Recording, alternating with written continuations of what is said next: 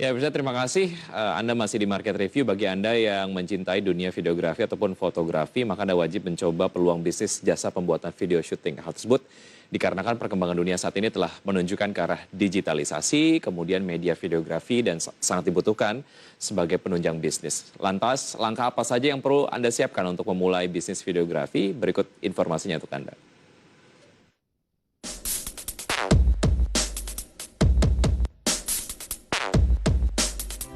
Halo Sobat Review, bagi Anda yang mencintai dunia videografi maka Anda wajib mencoba peluang bisnis jasa pembuatan video syuting. Hal tersebut dikarenakan perkembangan dunia saat ini telah menunjukkan ke arah digitalisasi dan media videografi sangat dibutuhkan sebagai penunjang bisnis.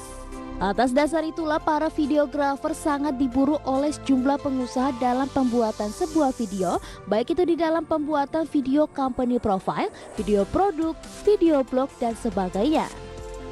Nah, dalam situasi seperti inilah kalian dapat mengambil peran penting untuk memulai jasa pembuatan video.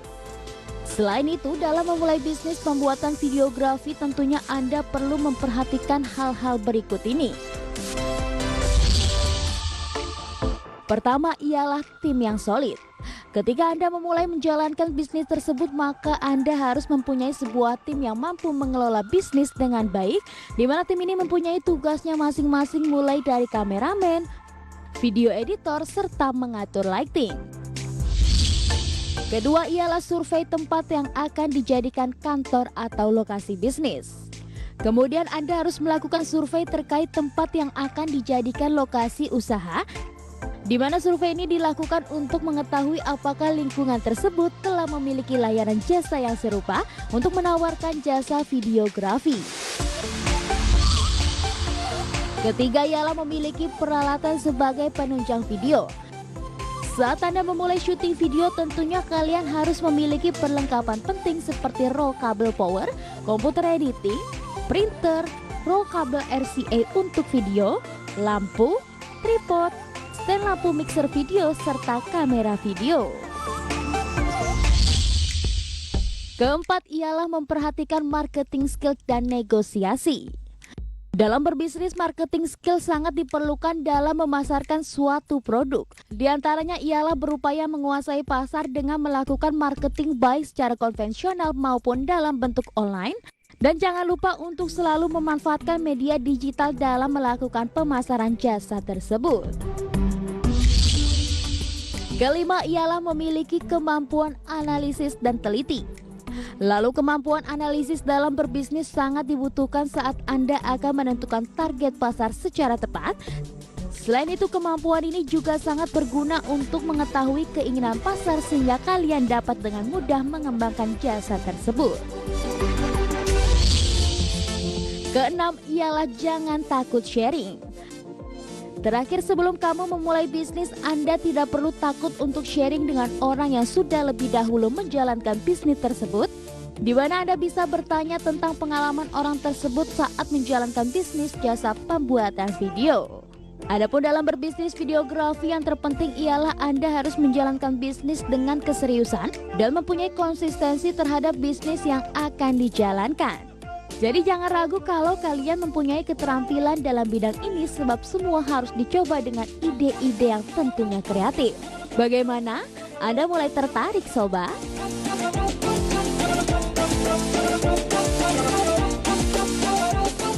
Tentunya selain memiliki tim yang solid di bisnis videografi, juga Anda memerlukan peralatan yang mumpuni gitu ya. Nah, kemudian untuk berbincang mengenai tema kita hari ini, potensi bisnis e-commerce khusus kamera, sudah terhubung melalui aplikasi Zoom Bapak Riko Satria, CEO Plaza Kamera. Selamat pagi Pak Riko.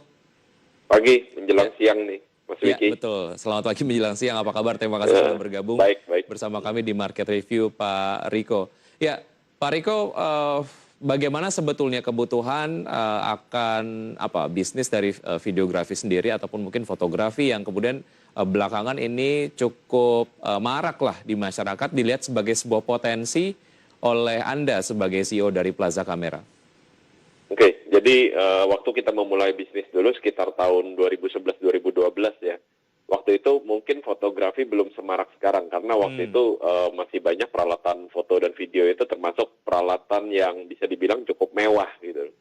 Tetapi semakin ke sini fotografi semakin umum. Bahkan kalau bisa dibilang setiap orang fotografer karena di kantongnya pasti ada handphone dan kameranya. Jadi bisa dibilang sebenarnya bisnis fotografi dan videografi secara umum sekarang seperti dimiliki semua orang. Tetapi di industri kita semakin bisa dibilang semakin niche. Karena apa? Yang tadinya banyak amatir juga memakai kamera DSLR atau misalnya mirrorless itu memang sudah berpindah ke dalam handphone. Jadi bisa dibilang mungkin secara pasar meluas untuk industrinya, tetapi secara peralatan di industri kita mengalami tantangan, yaitu di mana orang tidak lagi mengandalkan foto dan video. Nah, disinilah uniknya mungkin. Karena apa? Industri juga berkembang sebenarnya, yaitu seperti GoPro gitu ya, kamera kecil, action kamera, di mana jarang sekali orang misalnya menyelam membawa handphone tentunya. Nah, atau misalnya kita ngomong seperti industri podcast, di mana orang-orang juga membutuhkan mikrofon, terus peralatan seperti lighting, dan misalnya yang terakhir juga yang marak sekitar 4 tahun terakhir adalah drone. Jadi bisa dibilang industri yang kita terjuni di plazakamera.com adalah sebuah industri foto dan video in general. Jadi saat ini sebenarnya tidak tertutup hanya pada kamera atau lensa, tetapi juga sampai industri-industri pendukungnya, yaitu kayak mikrofon, lighting, bahkan sampai drone. Seperti itu. Baik, mengapa waktu itu langsung terpikir untuk membuat e-commerce.com lah ya, platform e-commerce.com. Dan waktu itu tahap penting yang memang harus dilakukan lah pada saat membangun plazakamera.com ini apa saja? Sebenarnya waktu itu belum terpikir sampai kita ngomong sebuah e-commerce ya. Jadi tahun 2011-2012 itu waktu saya memulai, itu saya memulai dari sebuah forum bernama Kaskus. Mungkin Mas Wiki tahu ya, atau mungkin masih punya akun Kaskusnya gitu ya, terkenal Sundulgan. Gitu. Ya, Sundulgan. Nah, jadi waktu itu kita memulai dari situ karena pada saat itu kalau kita googling peralatan apapun sebenarnya sebelum zamannya marketplace yang sekarang ya, itu kalau kita googling itu selalu muncul FJB atau forum jual belinya Kaskus. Paling atas itu selalu di Google. Jadi waktu itu kita ngelihat secara digital kan kita mencari traffic. Dan kalau kita tidak bisa menciptakan traffic, ya kita ikut traffic di mana ada gitu. Nah, waktu itu kita masuk ke Kaskus, kita bikin akun. Waktu itu masih belum Plaza Kamera. Sebelum Plaza Kamera kita ada satu akun lain. Akun Plaza Kamera itu baru mulai 2012. Nah, permasalahan yang muncul adalah pada saat barang kita semakin banyak. Jadi yang namanya waktu itu di FJB Kaskus, satu ID itu cuma boleh maksimum 10 thread. Istilahnya waktu itu thread ya, atau lapak lah kita ngomong. Bagaimana caranya kalau kita misalnya udah punya waktu itu kalau nggak salah 200 sampai 300 item, itu mau dimasukin ke 10 thread, itu sangat pusing gitu. Karena kita tidak bisa mengeksplor terlalu banyak foto atau terlalu banyak produk di dalam satu thread. Akhirnya muncullah ide bagaimana kalau misalnya kita bikin satu website sendiri. Di mana waktu itu website juga bukan dalam bentuk e-commerce, tetapi seperti blog. Jadi foto-fotonya saya taruh di Word dan waktu itu saya PDF-kan. Kita punya 3 kategori waktu itu. Jadi aksesoris, lighting, sama apa kayak gitu ya. Dan orang dulu download. Pak Riko, kita harus jeda sejenak. Kita akan lanjutkan usai jeda berikut ini dan pemirsa tetap di Market Review. Usai jeda kami akan segera kembali.